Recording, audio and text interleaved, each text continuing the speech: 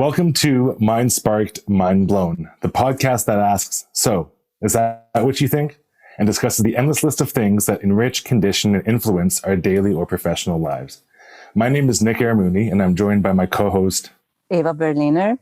And we want to thank you for joining us on our fresh and new podcast. In the coming weeks and months, we will be delving into the many hot topics and trends that affect the way we conduct our lives all across the globe. We will discuss, laugh, and debate some of the world's most controversial moments, but most importantly, we will uncover some valuable insight into what it's like to live a life in a world outside of our own. And our topic for today is expatism, and our guests are Kat and Norbert, who are both our colleagues here at MindSpark. And I would like to ask both of you to please introduce yourselves in a few sentences and tell us who you are and tell us a few things about yourself. Kat, would you start, please? Sure, happy to. And thank you for having me as the very first guest on the podcast. My name is Kat, short from Katerina, originally from Bulgaria, based in Berlin, where I have been living and working for the past almost 8 years as a researcher, first starting off in market research and then transitioning into user research. I am currently research lead at MindSpark, working alongside you guys on the spaceship, bringing exceptional user experiences and insights that inspire. Yes. That's solid intro. Solid. Okay, thank you. Norbs, now it's your turn. Yeah, and I feel like Katerina already did my job for me. Like, I'm supposed to be the marketing guy, like selling the company, and Kat was just like solid.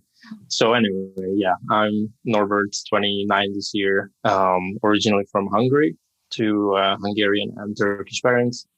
I've been living in Spain for about 2 years now. Before that, I lived in Sweden for 4 years. So 7 years out of Hungary. And well, I'm the marketing lead at MindSpark. And that's all about me. Okay, thank you. Just a side note that what I think our audience should know is that Norbert and I have known each other for quite a long time, and Nick and Kat have also known each other for quite a long time, and now we all work together at MindSpark, so it's a pretty nice team, and we have a lot of fun. Yes, we do. But going back to our topic, my next question to you is, when did you move first for work and why? Kat? For work. I first moved for my studies. I was 20 in my third year of my bachelor's in sociology, and I really wanted to escape Bulgaria for a bit, see how life is somewhere else. I had been part of a children's choir as a young teenager, and one of the first places that we went to on tour with the choir were Spain and Portugal, and I was completely in love with Spain, so it was the obvious choice for me. I found an exchange program between my university and the university in Madrid.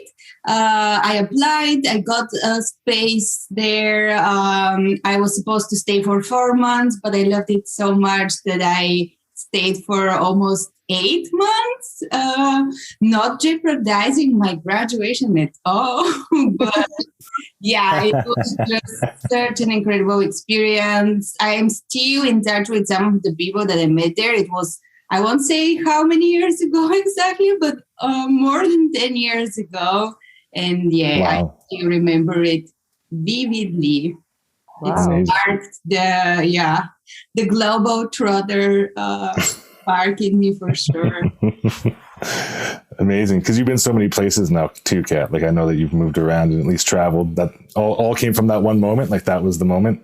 I think that, if I have to trace it back to the specific moment, it was probably during that first tour of Southern Europe that I did with my fellow singers inside a bus of screaming children.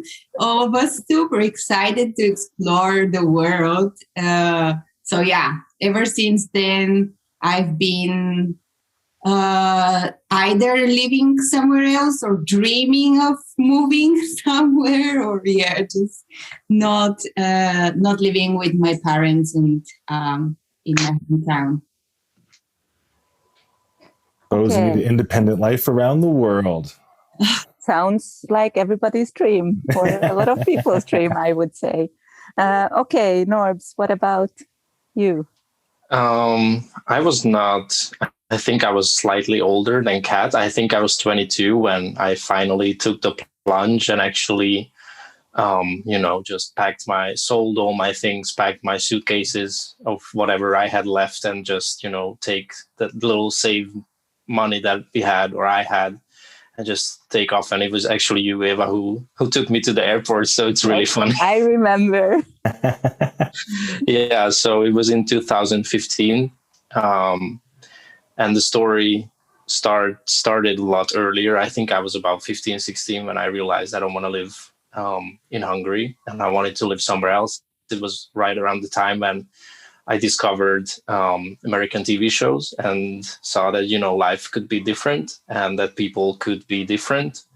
So, a lot of stuff obviously happened between that point in time and the time when I actually left or made the decision to leave.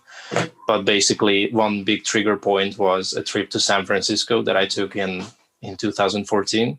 I was there for 10 days at New Year's Eve. And it was my first big trip, like solo, alone. And, I flew to Paris, and from Paris, I took another plane 12 hours to San Francisco. And it was so super incredible because I never thought that I would actually ever make it to that side of the ocean because, Hungary is a poor country. So there's no illusions there. You're not able to afford a ticket that costs you almost $1,000.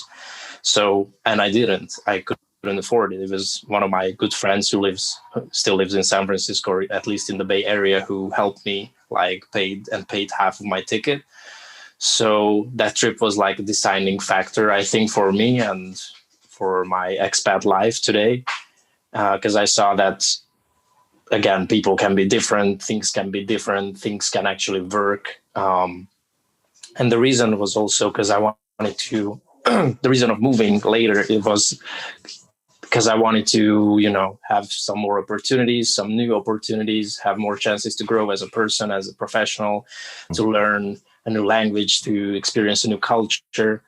And for me, and also full disclosure, obviously, as a person or as a member of the LGBT collective, for me, it's also a very big factor of what I can do in a country and what I can't. So obviously in Hungary, things are not great. Let's just leave it at that. And they're not turning great either. So I needed a country where I can be myself and where I have at least equality when it comes to marriage or any other kind of rights. So, and that a country that's open-minded. So that's my reasons. Those are my reasons of moving. Okay, I have a question to basically both of you, but it's very good that you mentioned this possibility, that you feel that you have more possibilities when you move abroad from Hungary. Kat, did you have the same feeling? Was it one of the reasons why you decided that you want to move?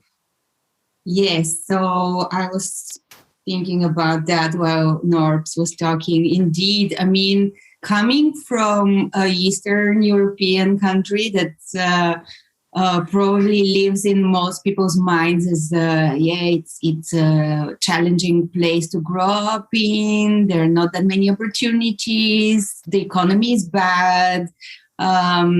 Civil rights and social justice and all of this, freedom of media on a completely different level. So there are many angles to it. On the one hand, you want to be part of a well-working society.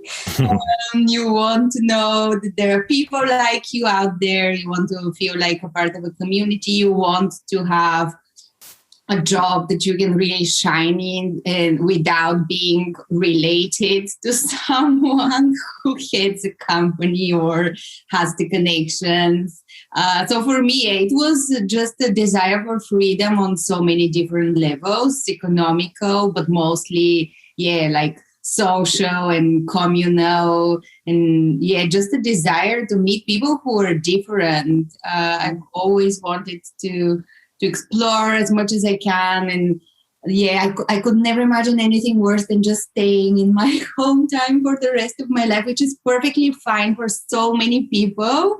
And many of my friends that I grew up with have never left, and I have huge respect for them. I understand now what they have, but it's never been what I wanted. I've always wanted to see something else, make some comparisons, connections, explore. Yeah. And you became a researcher. Yes. I was going to say, and that's the route that you went. It's interesting too, because you look back and exactly what you just said, you see people doing, what would have been, what your life looks like. Not necessarily a bad thing, but then you also see, look what it looks like now. You know what I mean? Exactly. But I'm only able to tell this because I have all of this experience that has helped me reflect on all of that, where you're coming from, who you are. A trajectory, I suppose, a journey. That initial boost to get you going, of course, too. Norbs, thoughts on that? Yeah, no, I definitely agree with the fact that, it's completely okay to stay put, and there's nothing, I don't see anything wrong with that. I just didn't see it happen for me. Like, I knew that it was not going to happen. Like, even before moving to another country, I had already moved to another city for my studies, obviously. And I was living, I will say alone, but not independently, or still depending on my parents in a way financially, because obviously while you're studying, parents help you out as much as they can. But yeah, that was also one of the factors for me as well, to be financially independent. And I didn't see that happening either in my country. Even though I was working full time, I had a pretty decent job. Like, I was teaching, but it was just not enough, or it was not what I had in mind for me. Okay. Sorry to just add one note. Those of you who don't know, teaching is not a well-paid job in Hungary, so we also should add that it's not well-paid almost anywhere. I don't think. I think that's half the problem. Yes, but in Hungary it's really, really bad. So I think that's also something that listeners should know, that you cannot really make a living from teaching, or it's very, very difficult. Or you have to do maybe another job, another part-time job, or you have to do it on your own, like private tutoring, or like something to complement your income. But just on a full-time job teaching, you're not going to get by. That's interesting, because actually on this topic of expat, because I have my teaching degree, and I think about how often people here are like, oh, I'm going to go travel to, by the way, I'm in Canada, for those of you who are wondering. I'm going to travel to Europe and go teach, or I'm going to go to Dubai and go teach. So it almost becomes like an expat, like you want to go do those things. You become a teacher so you can travel. It's also interesting to hear on the other side of things. It's like, well, don't come travel here necessarily, because you won't make a living doing it. Actually, that's very good that you mentioned this, Nick. And I think this is something very important, a bit, but not off topic, because it's still about expatism. I know that there are many, many people, especially from the English-speaking world, who want to become a teacher so that they can live the expat life, like have online classes, move here, teach English, do that, whatever. And they make a pretty decent living. Now, from our side, and this is just something, again, to note, especially when language teaching world, if you are not a native, then you already have a disadvantage, both professionally and financially. And that's not because you are not so good as a teacher. You can even be better. But the moment they hear that you are not a native speaker, it's way harder to get a job. And even if you get a job like in Hungary, if we have an American teaching English, their salary doubles the Hungarian's salary. So for us Hungarians, or from, I would say generally, or very often non-native speakers, being language teachers is not as fancy as for you Canadians, for example. Canadians.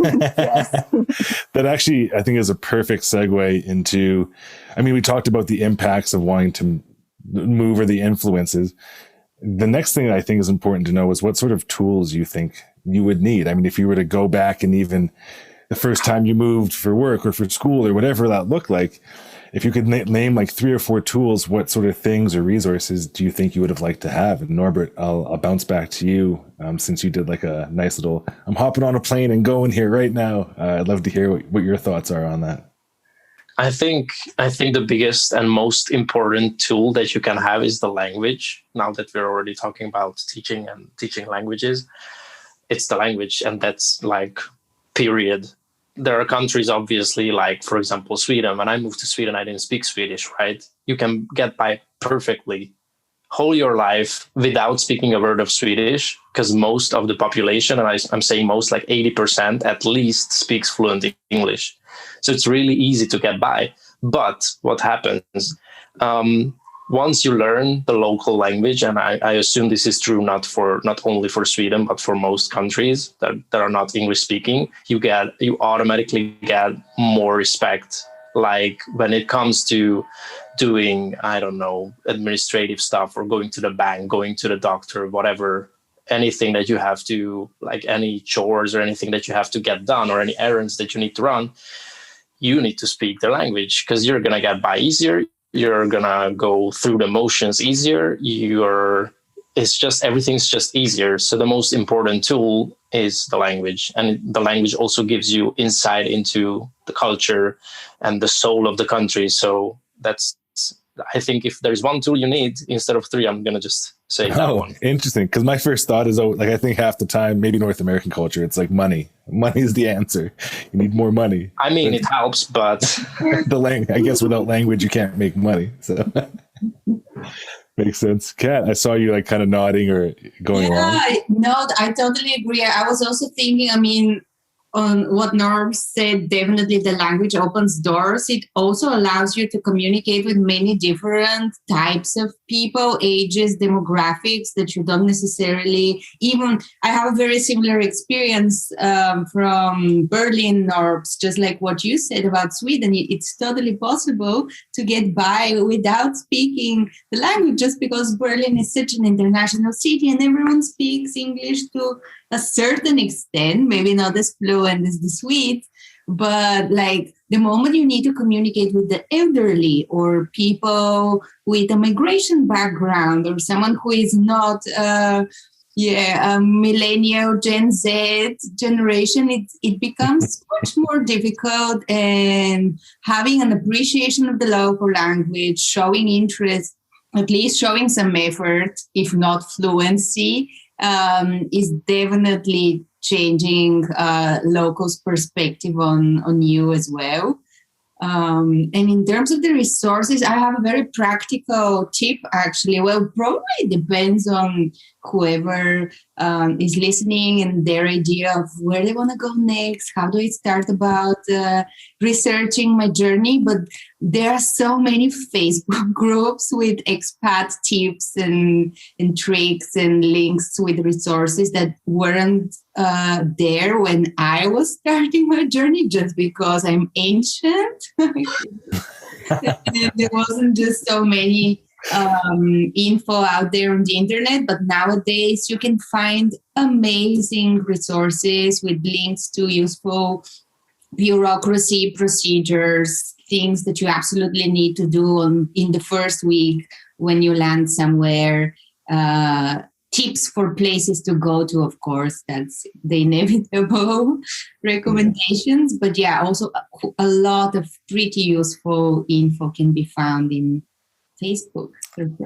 Technology again, hey? And staying on that practicality note, so what do you think are the biggest challenges when it comes to the moving itself? So not living, but when you move, when you pack your bag and go to the airport, and then what happens? All of a sudden you're in a new country. And actually on that note, thinking too, like how does technology even shape those challenges now and before too, right? Like you saying that, asking that question, I go, well, even, technology too has probably influenced that, but I'll let you to decide that for yourselves. Kat. Yeah, I'm just gonna super quickly jump onto that because I was thinking exactly about my very first arrival in Madrid without knowing anything about the city. I think I had like a printout of some sort of a Google map or some kind of rudimentary map solution that was common at that time. I hadn't checked, Google Maps to see the satellite pictures of the neighborhood I was going to live in. I hadn't spoken to anyone who's already there. So it was just I'm thinking about it now and just wondering, how did my parents let me do this on my own? But yeah, somehow it was all easy after all. And nowadays you can do all of these steps in advance. You can already find an apartment without even having set foot in the city you're moving to. You can meet people, you can arrange, you can have dates before you're even there. You can already meet people that can help you settle easier, I guess. But yeah, the challenges are always there. I think if you're moving to a place where you don't necessarily know anyone, and you have to start from scratch, that can be a challenge with or without technology, but also super exciting. I guess, yeah, that's maybe that's part of the influence too, is like that. You both mentioned about like just landing somewhere. That might be part of what the rush is, right? Of being an expat or a student abroad is, oh shit, I'm here. What do I do now? What do I do now? Happening, yes. So you dive. Now, on that note, actually, like what the biggest challenge was for me, both in Sweden and in Spain and in any country I would imagine, is getting used to how the country functions. Like, what does that mean? Okay, where do you go if you need, I don't know, some kind of permit? What conditions you need to meet if you want a mortgage? What are the steps to buying property? How does the school system work? How does the judicial system work? Like all these kind of things that are like super apparent to you because you grew up in a certain country and you've been actually through like school, whatever. You've maybe had to buy something, do something, and you automatically know the processes that go into these. But if you move somewhere else, you're like, what? You like the administrative stuff you have no idea about. And it's not just that. Like, for example, the post office works completely different in a different way in Sweden, in Hungary, and in Spain. And if you're trying to buy, I don't know, a bunch of nails to hang a picture or something, you're gonna go to a different store. And I don't mean like a different brand. I mean a completely different store in Spain and in Sweden and in Hungary. So it's like learning getting used to how things work and where you go and what you do if you need something. I think that's like the biggest thing for me to get used to. And once you get used to it, it's like, it's basically just there. It's memory. I think it's interesting that so far we've talked about the things that like we can control when we go somewhere. Like, for instance, like we just talked about, I could do this, or I could plot myself this way, or understanding, like Norbert, for instance, I wouldn't have thought there's different mailing systems for sure. These are all things that you learn to control. I think what's the other side of, being the diversity aspect of things, the things you can't control, and sort of like when you land somewhere, your culture or who you are and the stigmas around maybe being LGBTQ, or for me, I'm Greek, Lebanese, and I lived in Cyprus where there's like a Turkish-Greek divide. What sort of influences do you think that has on where you've been? Because it's interesting to think about what we can control. What about the things we can't? Yeah.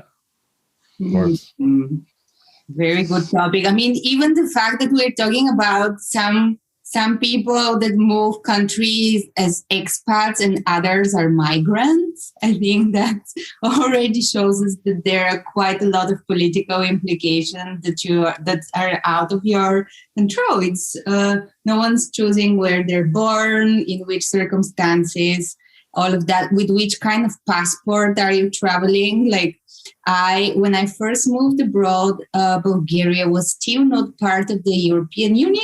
And the freedom of movement that all EU countries enjoy, and has become almost something that we don't even talk about, just because it's in our fabric almost of the society. So no one's really paying any attention to that. But it's such an amazing right to have such a privilege in a way. Like I remember having had to stop at country borders, show my luggage to the police or whoever the controlling organ at every single country's border was.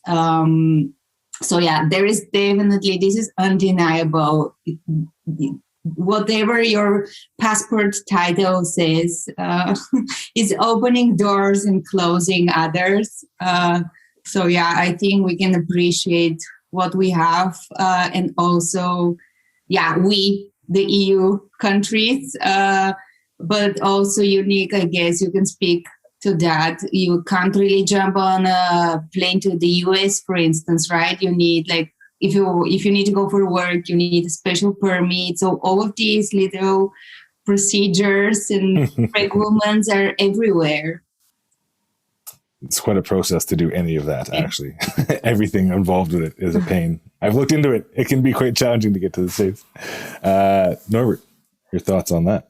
I don't know. I don't recall a specific situation when I felt like I was stigmatized because of my ethnicity or my sexuality or anything. I'm sure there's been microaggressions or stuff that maybe didn't register with me because I just tend to go I don't tend to pay too much attention to that because why?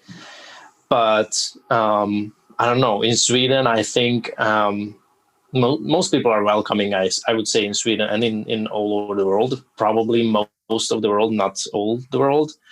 And I think based on, if you take physical appearance, for example, I could pretend to be Swedish perfectly. I have blue eyes. I'm not perfectly super black hair. I have in the summer, I'm a bit more blonde even. So I could pretend to be Swedish pretty nicely. And even when I spoke, people would tell me I have a very convincing accent and they would be surprised that I wasn't born in Sweden or something oh, cool. Wow. I didn't know. And so in Spain, I'm a bit more exotic. If again, we take appearance, for example, if I'm not tanned enough, maybe I'm going to be a guiri, which, tourist in Spanish, that's what they call it, a bit pejorative, but not really. But then I open my mouth and, they realize that I'm not from here. So that's again, something that goes back to language. Even if you try really hard to speak perfectly, and even if you speak perfectly, your dialect or accent will give you away. But I never actually had atrocities or negative experience because of that. I don't know about you, Kat, what you think about that aspect of stigma. Yeah, I mean, yes, as I mentioned, I've seen how you can be treated differently depending on whether you're part of a community like the European Union or not. I've personally, yes, microaggressions for sure, just what you said, Norbs. And there are ways that at the beginning, once you're new to a country, it's a little bit hard to know, am I being discriminated against because of my nationality, because I'm a woman, because I'm whatever other aspect of your personality that you might think might attract unnecessary attention or unwelcome attention. So yes, I have to say that I think it's quite possible that at some point you might be discriminated against, especially in the access to information and in the access of knowledge about what you said, Norbs, how the system operates in a specific place.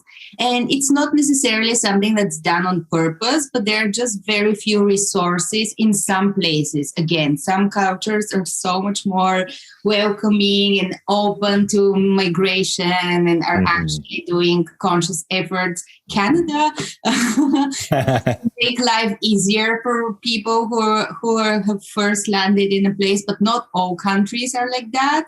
I think European countries can be very stubborn and traditional in that sense, and everyone is so much relying on their glorious past and ways of life, which which makes Europe such an interesting continent and such an interesting place of contrast. But at the same time, it's so difficult to navigate if you're coming from a different culture. So I think, again, with my user researcher hat on, there is so much that technology can be doing to alleviate this journey and to make processes and access to information out there, open for everyone, translated into English or whatever language the biggest diasporas speak. So yeah, I'm actually very passionate about that.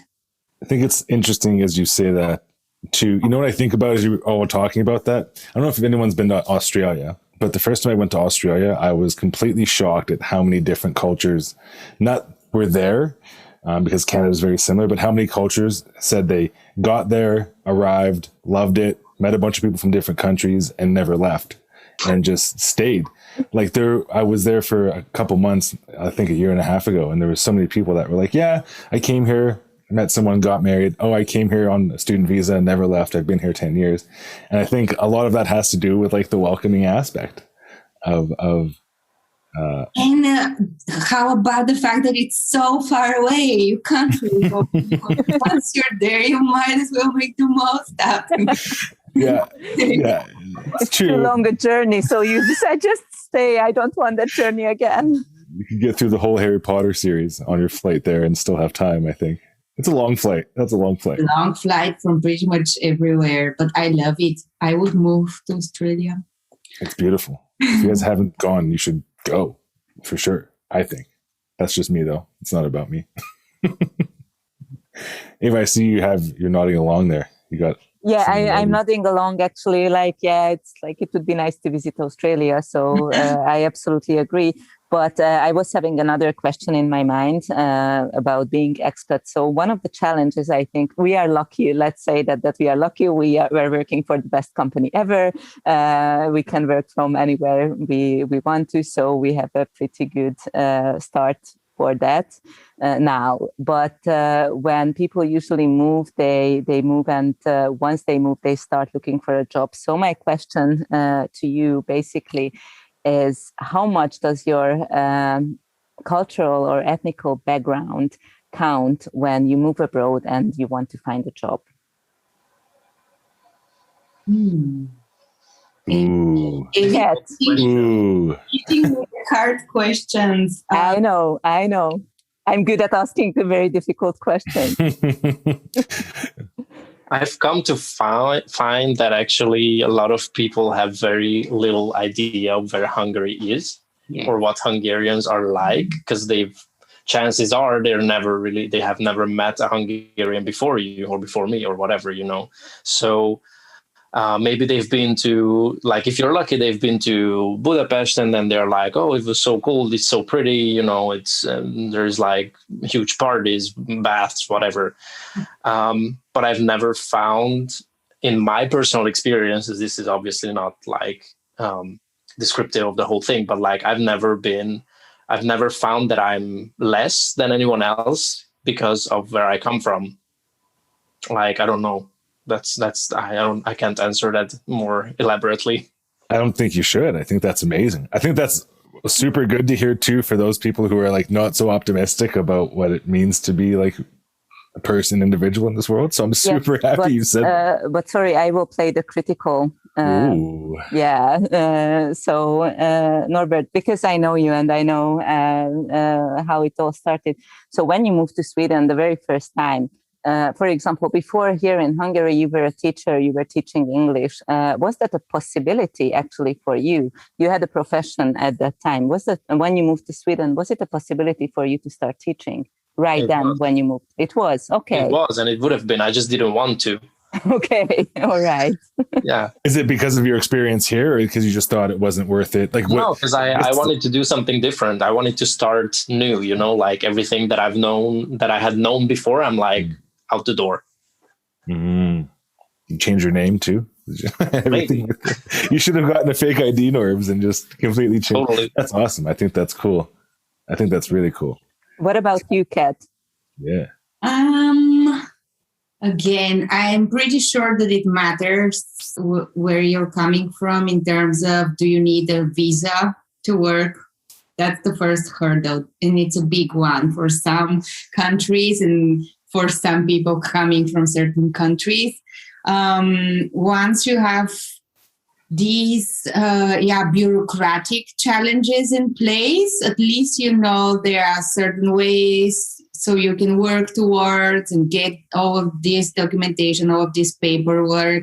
And then I guess in theory, we now have all of these disclaimers in job applications and all of that no one can be discriminated against from companies across the globe. And I suppose no one can be discriminated against, but the very fact that you have a huge pool of candidates who have access to top quality education, either for free here in Europe again, or, of course, there are private universities that are definitely not free to attend, or you have access to student loans and all of these mechanisms that kind of prepare you to join the elite workforce.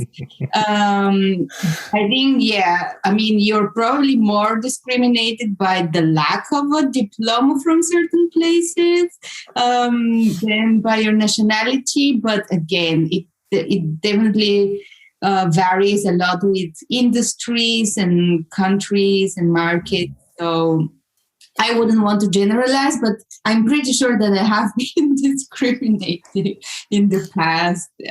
But again, you can be. Are you discriminated against because you have only been an intern before applying for this job? Is it because of your nationality? Is it because you didn't remove your picture from the CV and they just didn't like the way you came out on the picture?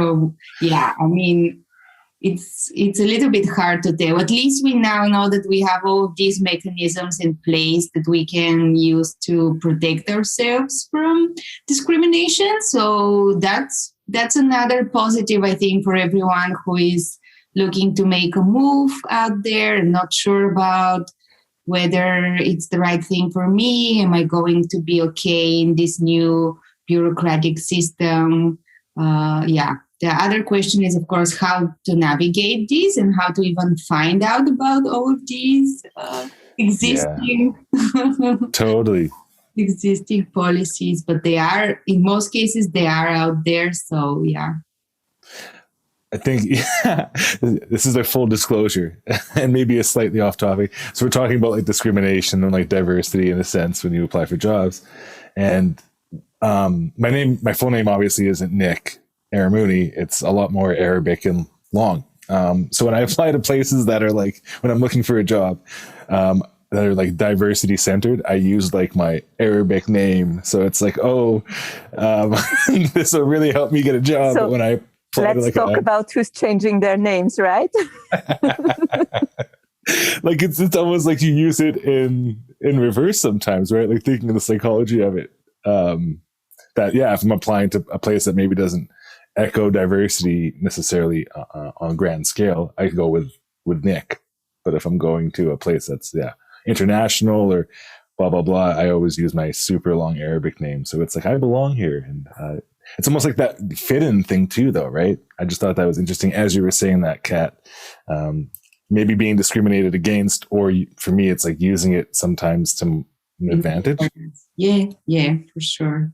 But just being aware of these very different biases that people have and how to navigate that to your benefit, why not? Then, that's already a huge advantage to have. And I think it's something that comes with experience and also, with knowledge and information that you can.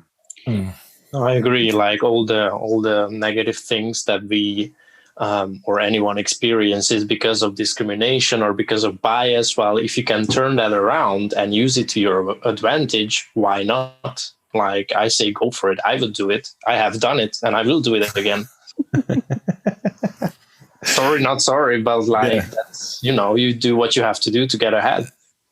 the podcast about how to get a job. Actually, we've changed the name just now for all our listeners. As we're talking about the different places we've gone and the different experiences we've had, I want to ask us a very easy, simple question.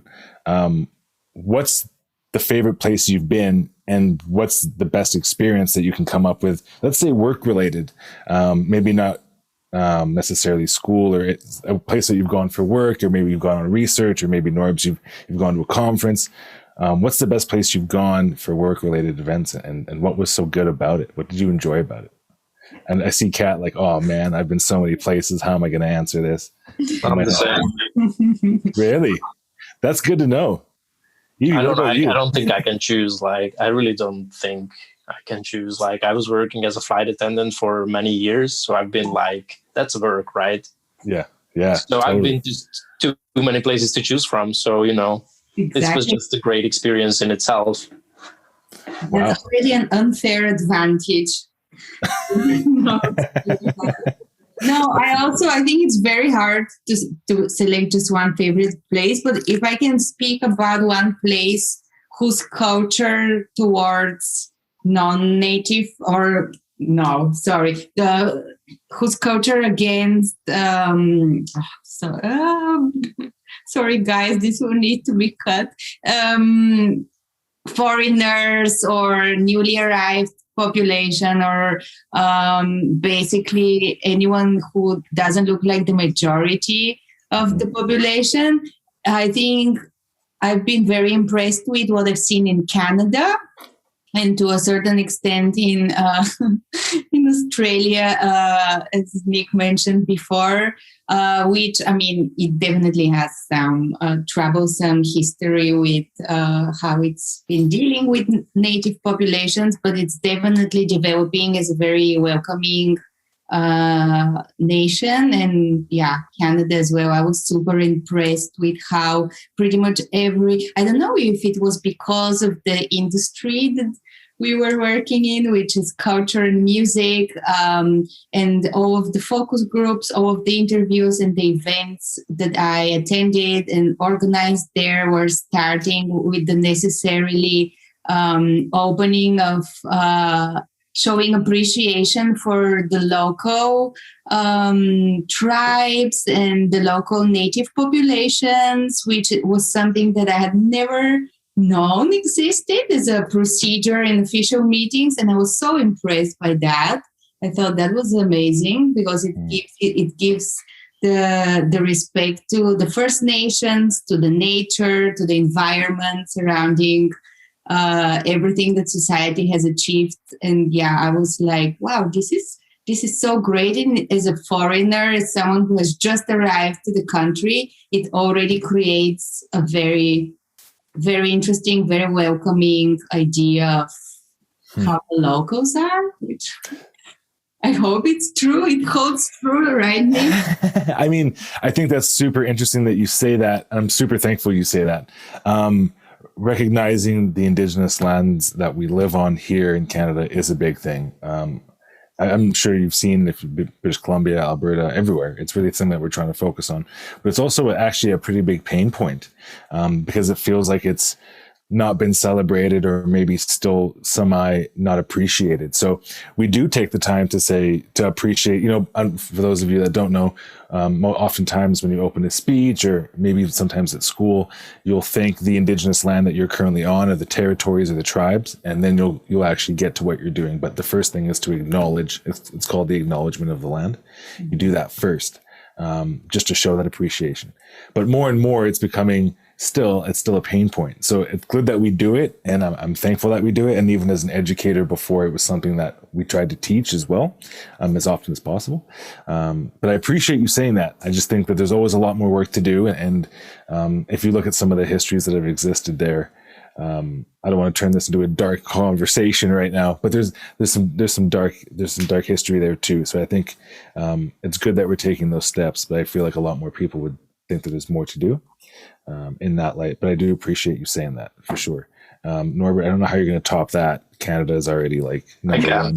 You can't. Let's all move to Canada. Yeah, don't do that. I'm trying to get out of here. No. No, it is amazing. Norbs, I guess you should just default to Canada now.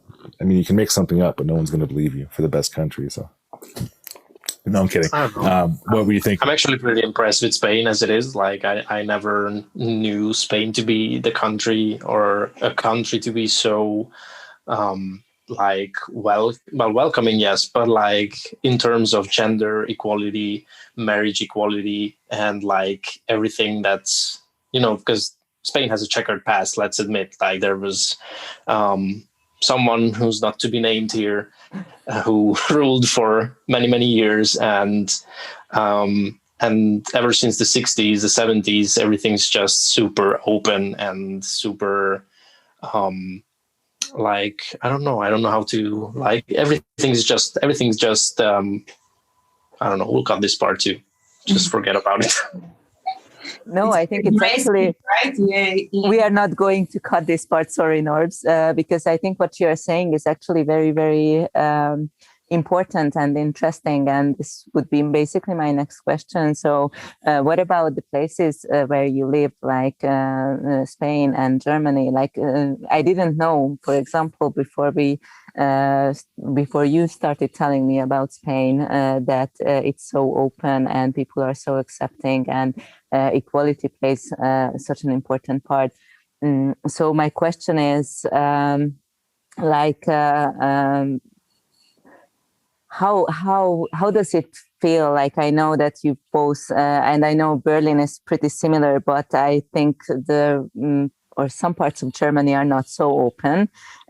So this is a question, kind of both of you, like, how does it feel? What are the things that make it so amazing to live in, let's say, an open society, or an open-minded society, I would rather say? Kat? Why me? Okay, so because North is like, I don't know what to say. Why me? No. I can speak so much to this.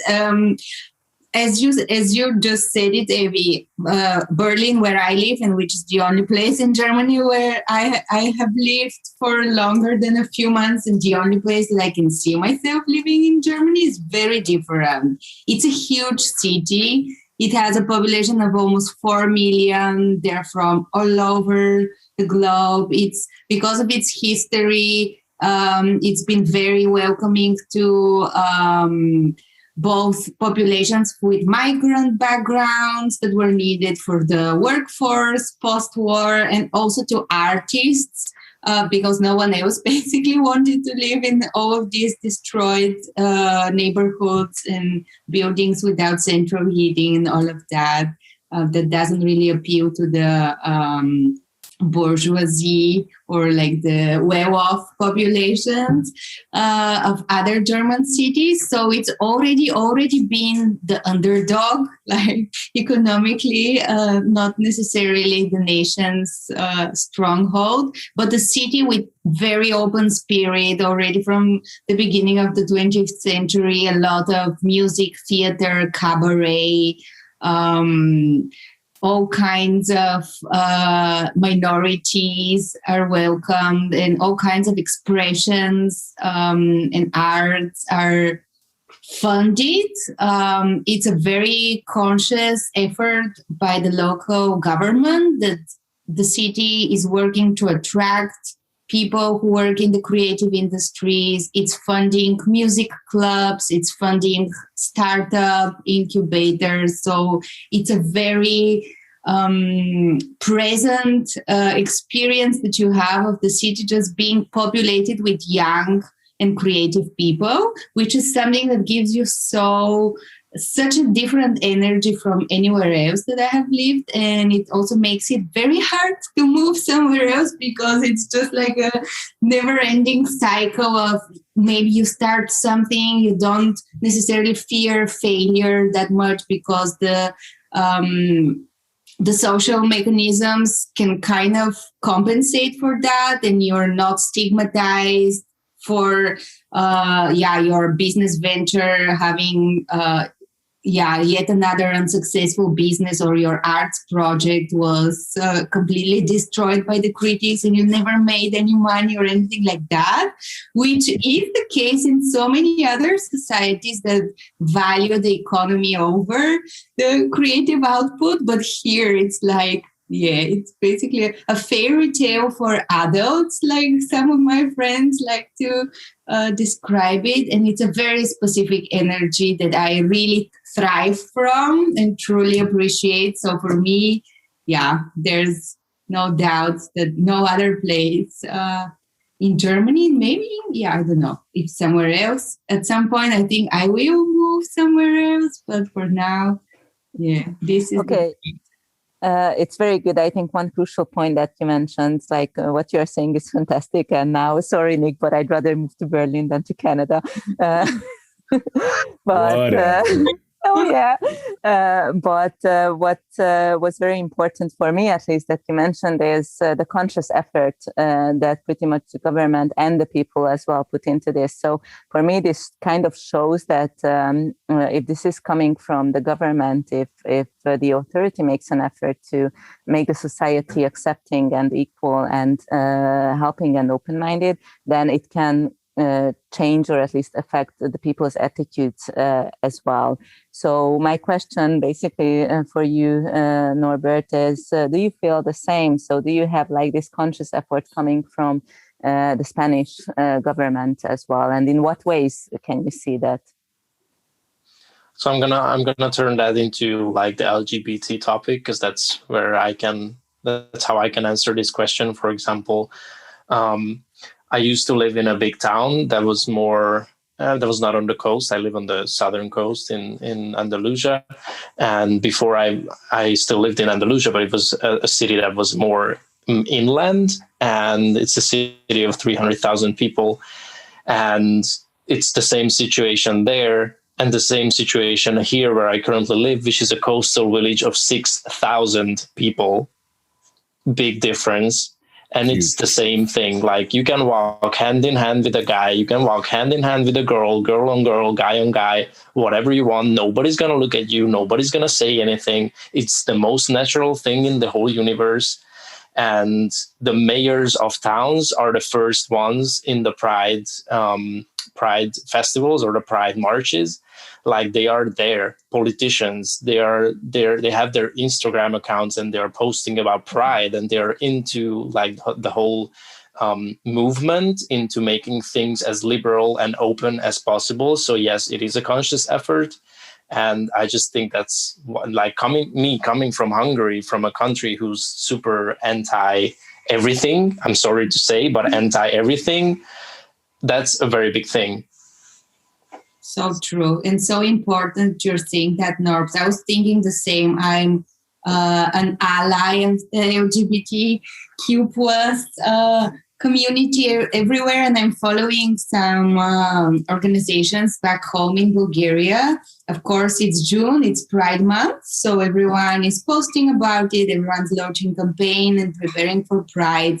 And the only politicians that I see who are actually supporting the local Pride are the foreign ambassadors, and not a single Bulgarian politician has spoken up and appreciated or welcomed the community. So yeah, I can fully relate and agree with what you are saying. And that's not normal. So until that's the case, we can live in places where we're actually free to be whatever we want to be.